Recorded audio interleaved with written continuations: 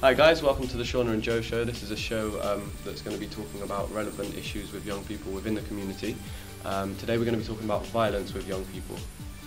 Last week we attended a youth event and we had the opportunity to interview some young people and get their views on the following question. Is violence amongst youths in the community linked to poor parenting? This is what they had to say.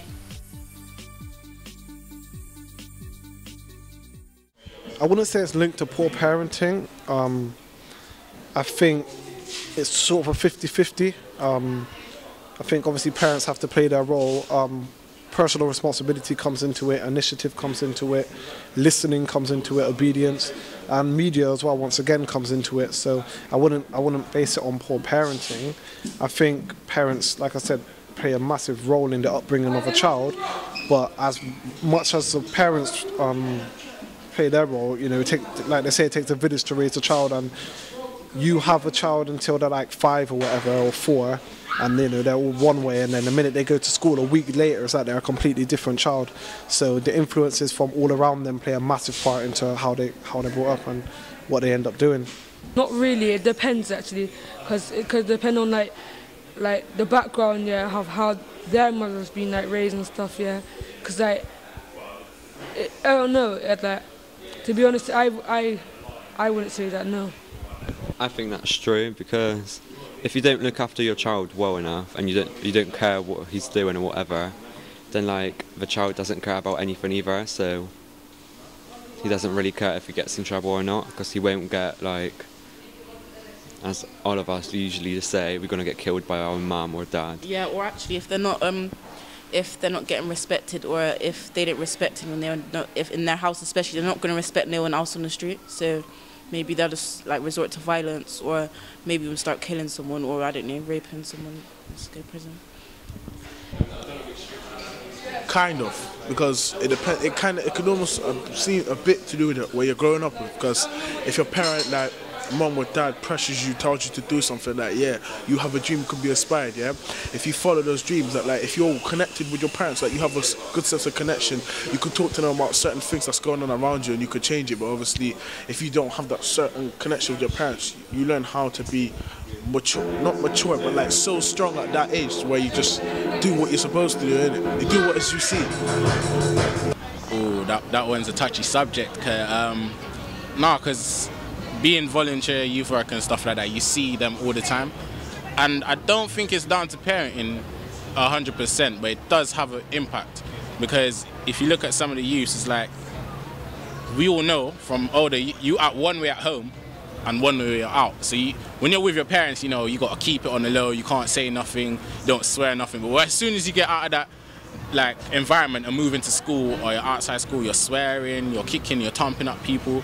And I think it just escalated out of proportion, innit? So I think it's not 100% parenting, but it also has to do with the neighborhood, and again, media has the influence. So I think that's where it stems from, really. I don't know, you could say yeah, and then you could say no. Like, some people could be bad because their mum like might treat them like rubbish, innit? So they just think, oh, like, just like, I can't be bothered with this, like, just run away from home, not really like care about much. But then some people are just like that in general, innit? So I can't really think of a straight answer for that one still.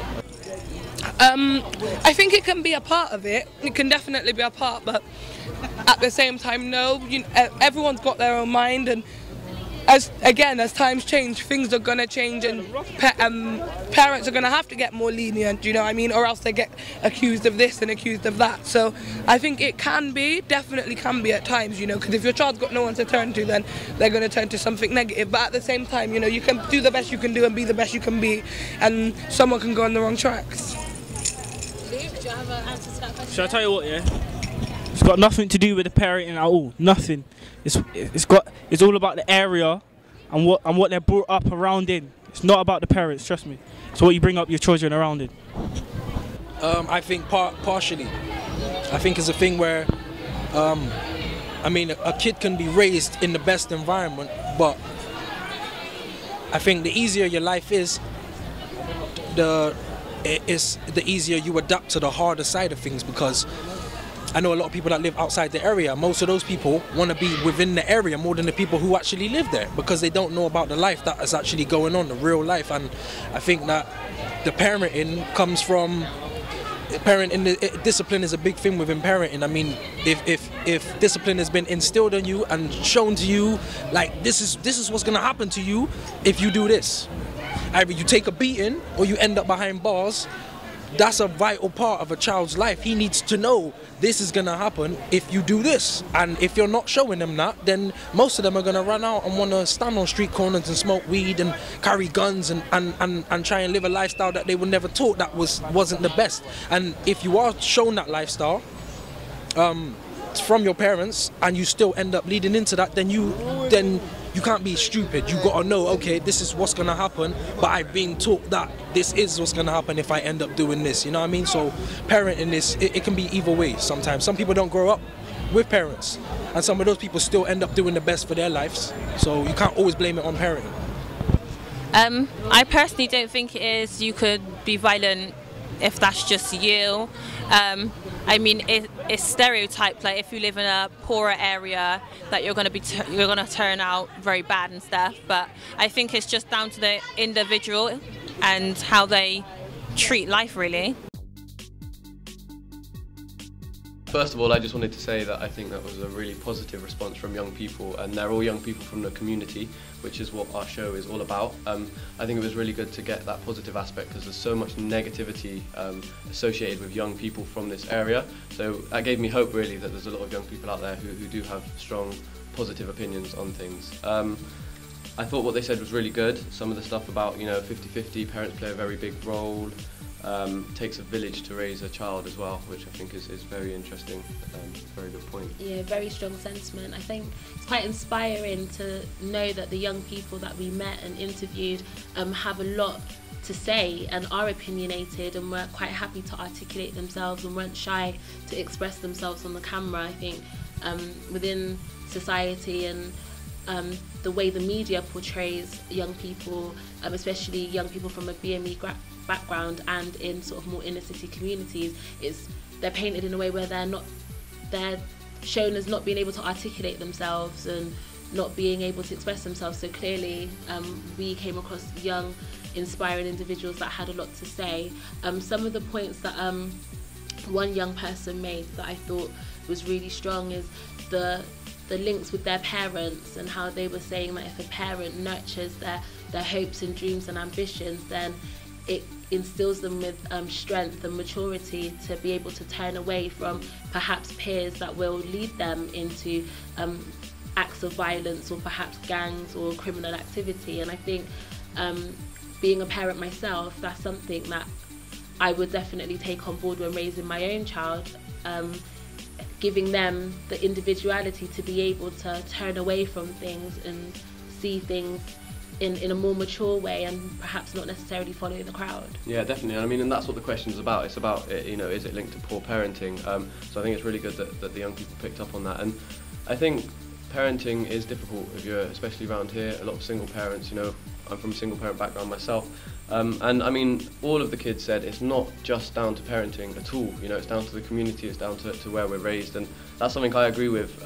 I do think parents have a responsibility. I think it's down to parents to teach children, to give them a conscience, to let them know the difference between right and wrong. But then saying that, like one young person said, you can have no parents at all and still turn out completely on point, not getting into any kind of badness, and I've seen that happen as well in the community. So it's not just down to parenting, but I think parenting plays a really big role. One young person said it is linked to parenting, and it also depends on how the parents themselves have been raised and the background that they're coming from, and I think that does have a lot to do with it. I think when you are parents, you do tend to follow what you see around you, so perhaps your own parenting or other parents that hopefully you take the positive attributes from those people and apply that to raising your own child or children. So I think for those parents who didn't have necessarily a positive role model or positive people in their lives to show them how to be parents, they will definitely struggle. And like what Joe said, the link to single parents, you can have single parents that are you know, absolutely amazing and do the right thing by their children, but if they're working hard and not spending as much time in the home because they're having to financially support the household without much help from the absent mother or the absent father, then it means that those children will get to suffer in terms of the amount of time they get to spend with that positive parent, and so they naturally seek guidance, maybe subconsciously, from what's around them, and if what's around them is negativity, then that can play a dominant role in their lives. Yeah, definitely. I wanted to just touch on something you said there, because I think, you know, with single parents, and the majority of the time it's the father who's absent. My mum was great. I know a lot of single mums out there who do an amazing job, but when you're growing up, if you don't have a positive male role model in your life, you do go out looking for male role models, and our role models were the people who were doing bad things in the community, because that's who we had to look up to. So I think parents can be the best parents out there, but if they haven't got the support of another parent, you know, it can be, especially a male, you know, it can be a real problem. I think that's something that young men then get involved in, looking up to the drug dealers, the people making the money, and they're the ones who have a violent mentality, because you can't be a drug dealer and be nice. You know, they're not out there, they're not nice people. So you're looking up to people who are dealing with their money and the way they live their lives in a violent manner, and that's what you aspire to, because that's what you know. We've discussed what the young people have said, and you've seen for yourselves what the young people have said. At the event, we also had the opportunity to interview some artists. We interviewed the Asteroid Boys and we interviewed Lethal Bizzle, and here's what they had to say. I do think the violence is linked to poor parenting, but I think the violence can be linked to so many other angles. You could be straight and narrow all your life, and something can happen, and it turns you for the worst, and you get that streak in you, whatever. Like, I think violence is just something that is just it's natural instinct. In this day and age, it's like we come across it every single day. Like, you can't, like, personally, like, I see something happen nearly every other day, whatever. But like, that's just the way it is in this day and age. Like, you can try your hardest to avoid it, but sometimes if it comes your way, you just gotta either like stick up for yourself or stick up for your friends or whatever. It's just really tricky. Definitely got something to do with it, man. Definitely, like,